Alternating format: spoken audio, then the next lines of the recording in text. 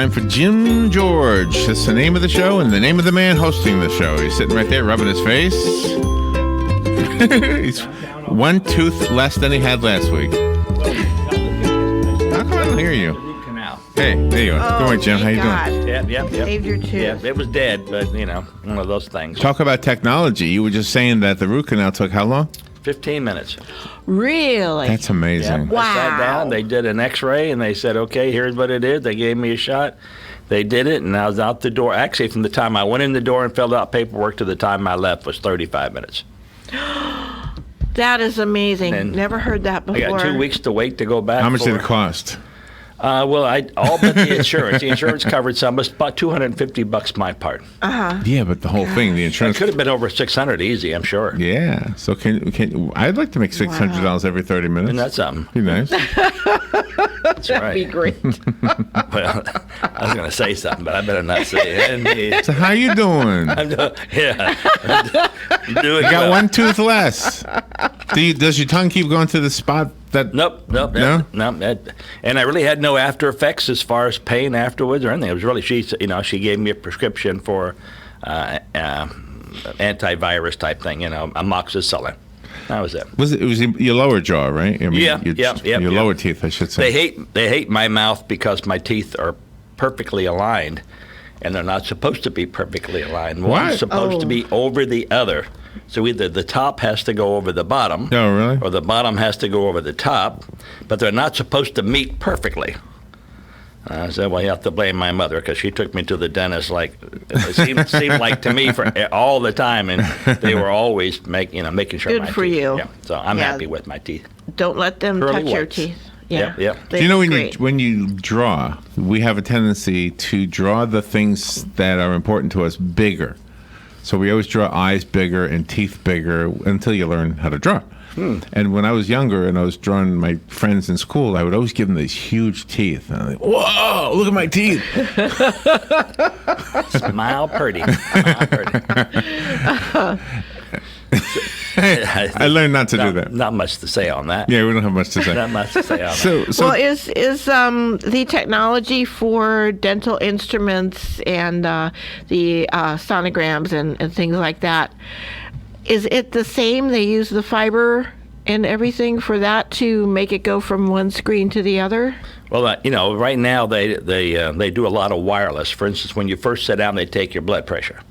Well, it's wireless.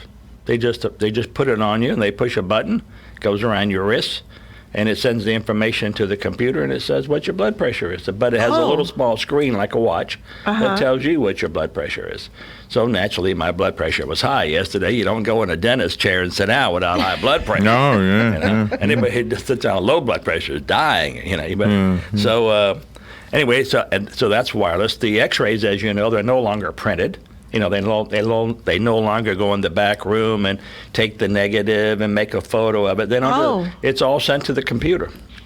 And the dentist that I went to in the Villages, well, actually Oxford, their photo of my teeth was 3D.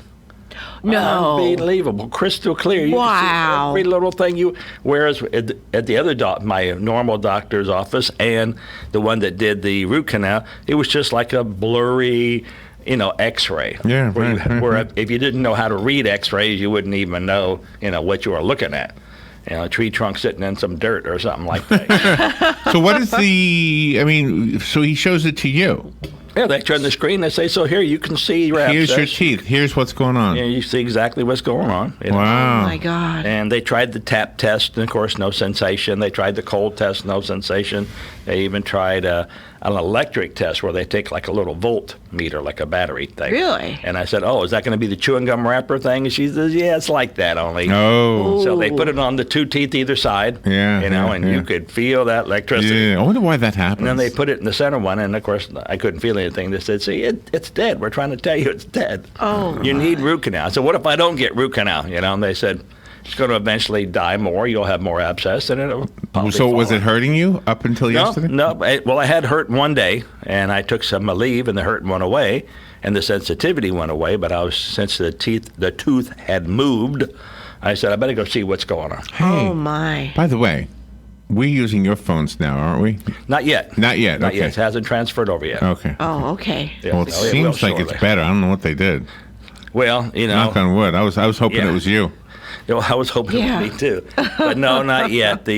I'm unable to get the signature release thing. I tried the other day, but at the cell block, I don't want to go into too much detail. The phones and stuff weren't working, so they gave me another date, which is for Tuesday, and I got an email today saying that the person you want to talk to is being moved.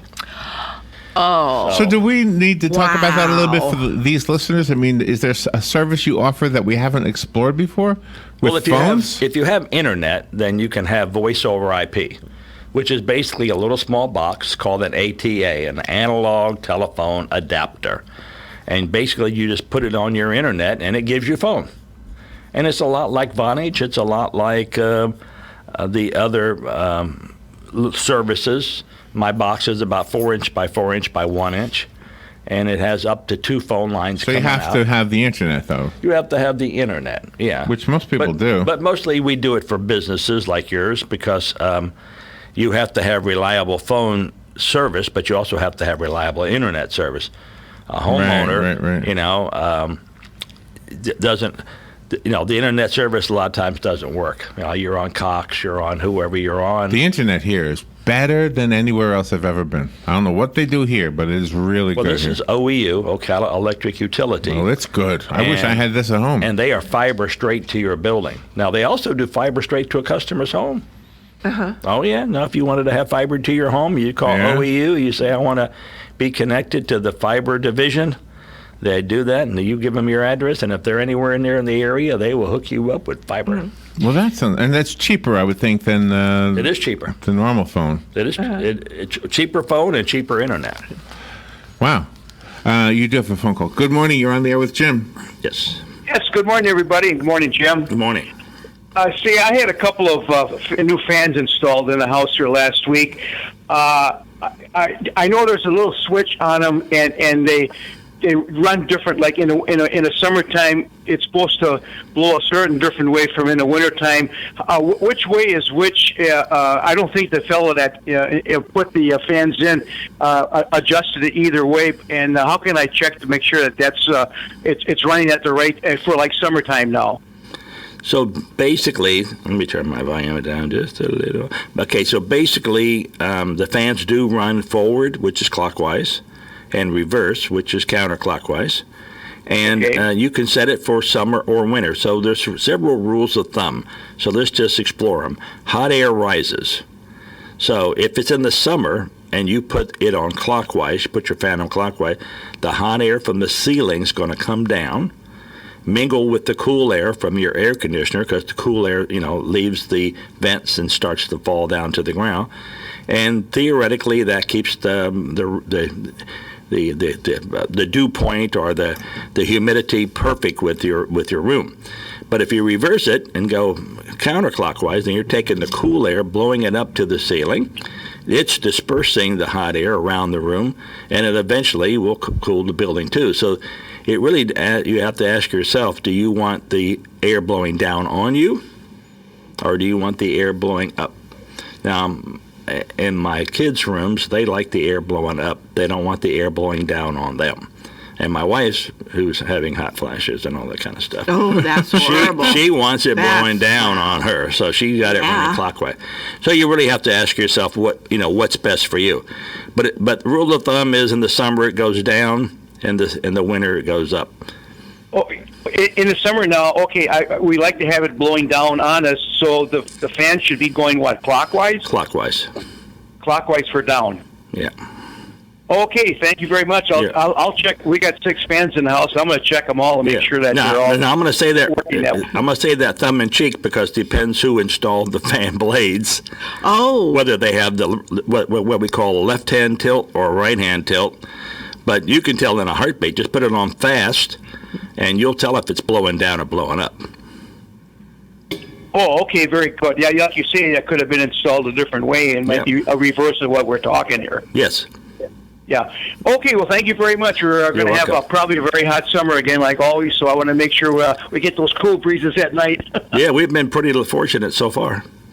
Yeah, it hasn't too bad. Been Summer too bad. hasn't Yeah, been too bad. Okay, All thank right. you. No, you're welcome.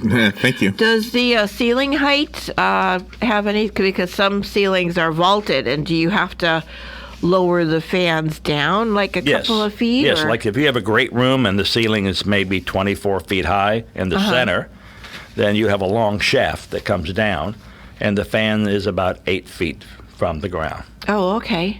Because if you have it up high, all you're doing is moving the hot air around. You're not really dispersing it. You're kind of just moving it around. Mm-hmm. We had a listener call in the other day, and I gave it to Dan.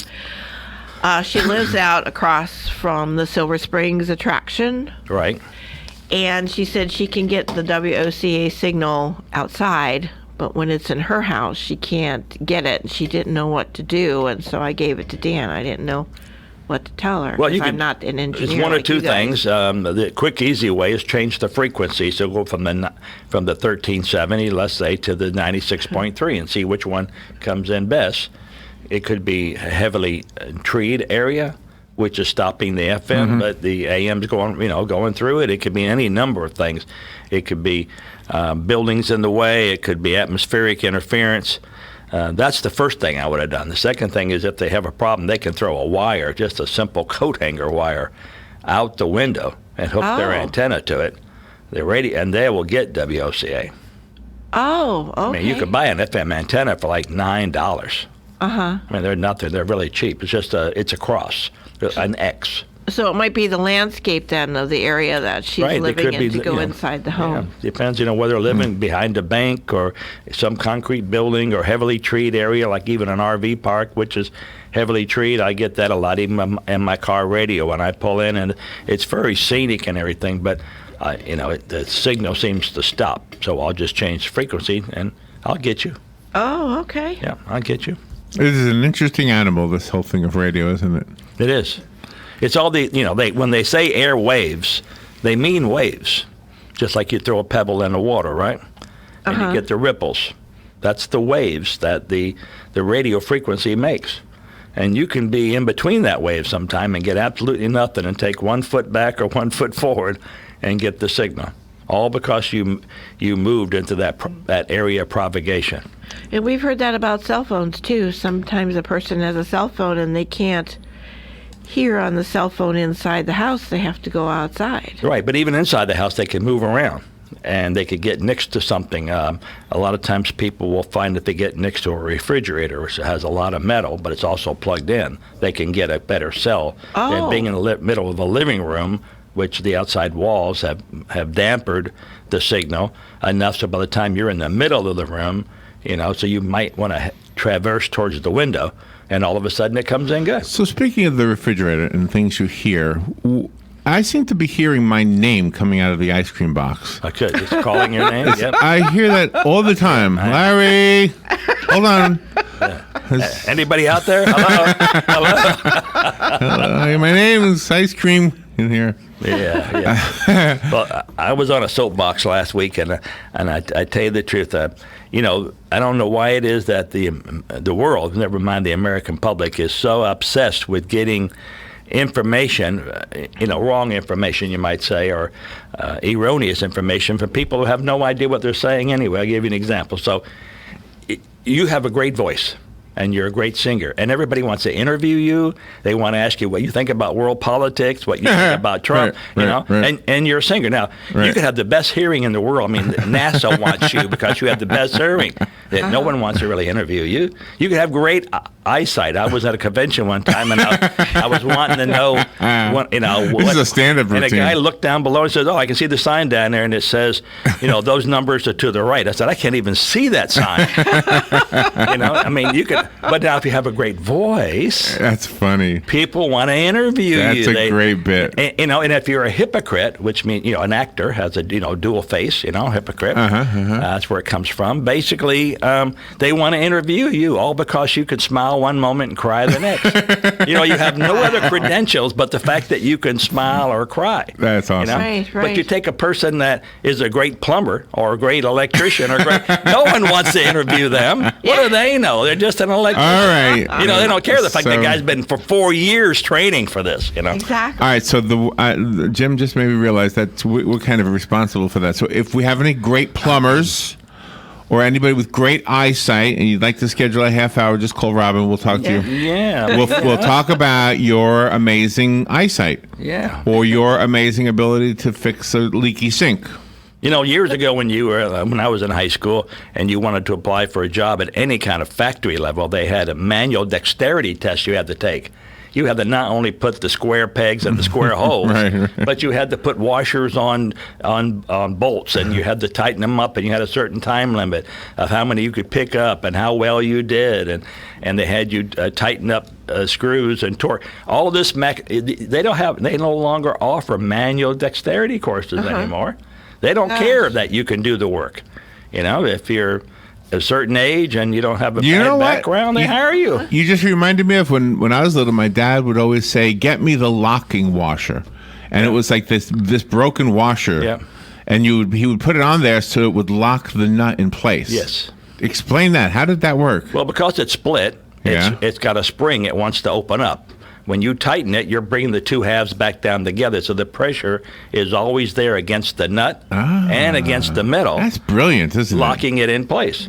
And then somebody came up with the idea of the segmated, serrated type of washer. You've seen them; they're round. Yeah, they have yeah. stars, little points going everywhere. There's Yeah. just more points to grab, but they work.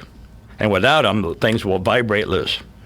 And that reminds me of hard hat divers because they've got to go down there and do mechanical stuff and everything. How are they able to communicate with the guys on top of the water? Because they seem to have a conversation. Well, yeah. So sound travels through water very well, very well. So it's not that you're speaking into the water. You have like a little microphone headset, and that signal's going from the headset up to the surface. And a lot of times they'll just drop a wire in the water. That's their antenna. Or they don't need to, because once it comes above the water, then it's in free air. And it depends how sensitive the receiver is. You know, a satellite receiver, like DirecTV, it likes to work at a minus 65. In other words, not zero, but minus 65. If you even give it a minus 45, when it was approaching more positive, it wants to break up. It's too much. It's been designed to receive a very, very weak signal.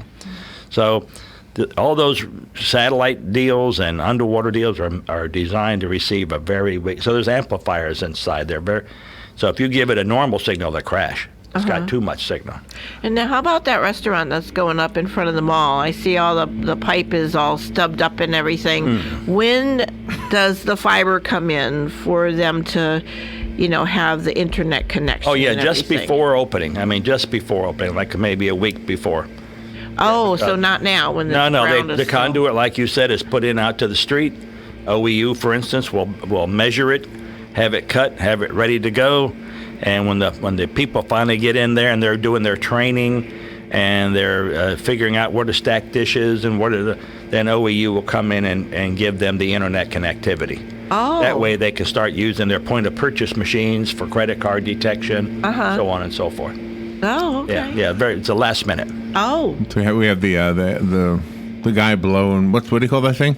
The leaf blower? leaf blower, blower, Leaf yeah. blower. So when he gets here, we have a song we play when he gets close. Do you?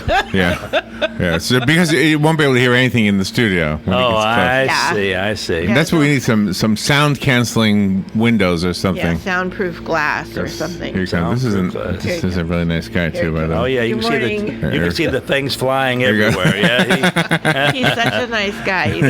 everywhere. Well, he's doing his job. He's out there doing his job. That's right. That's right. But when it comes, we have Keeping them all clean. the tequila song. So I heard your rumor this morning in reference to Costco. Interesting. Yes. Have you heard that? No, I hadn't. It's just only when you said it. Okay. Did you hear the other rumors though? I heard the other rumors. Yeah. Yeah, I've heard a lot of the old rumors. Hey, in working with the city, you probably hear a lot of rumors about the city. Have I asked you about the hotel building? About No. the wood on top of the steel? No. Okay. Do you have an answer for that question? Why does the hotel have a first two floors of steel and concrete, and then the next two floors are wood? Why are they doing it that way? Well, it really depends on what they're trying to do with the wood and the steel and such. So Well, you've seen it, right? You know what I'm talking about. I have seen it. So there are codes, electrical codes as well as building codes, that if it's built a certain way, then you must meet these standards. And if it's built this way, then you don't have to meet those standards. You have different standards. So some things when you read the code book you don't always understand. But if you have a 3-story building and it's wood, then you can use a certain type of wire. But if it's even 1 story but it's brick, you can't use that kind of wire. You have to use a different kind of wire. So by keeping it steel and concrete for 2 floors and then making the 3rd floor wood, they get a different code. Now that's for electrical. Okay, so is that preferable? We don't ever. Have you ever seen this before? Well, most of your condominiums only have a steel structure. Then everything after that is either metal 2x4s, the real thin metal ones, or like we have here, styrofoam, or the internal is not as important as the external is, but the external and the hotel there is supported by multiple things. I mean, that hotel is going to go nowhere. It's met probably every hurricane code there is. But have you ever seen that before? Yes, yeah. Really? So a lot of the 2 and 3 and 4 stories, I think that's going to be a 3-story. It looks like a 5-story to me. Looks like a 5. I can't remember. I remember reading there's it. 4 already. So, and I think it looks like there's going to be 1 more based on the height of the concrete block. Yeah, they probably could have. They probably did it for reasons of code and also of cost. Because it's probably cheaper this way. Well, that's the cost part. Yeah, the cost part. Yeah. Yeah, I went down to. There's a brewery going in right where you guys do your busking. Have you seen that? Yeah. Yeah, we've seen and we'll be that. there today because I don't think it's open yet, right? Yeah, so we get to sit there one more time, and then I think they're going to Yeah, open. well, I was in the brewery there. You were? I was helped an electrician hook up a fire alarm situation. It was a situation where you have the thing's called an ANSEL, and it's a fire extinguisher system, and it's basically very automatic. But it's got to be tied into the fire alarm system so that when it goes off, people know it's going off. Yeah. So it's got to shut down the power. It's got to unlock the doors if they are locked. It's got to do a lot of things. Oh, my. And it was just a bunch of wires going here, there, and everywhere. And the gentleman just wanted another set of eyeballs to look at it. Was he in fact hooking it up the correct way?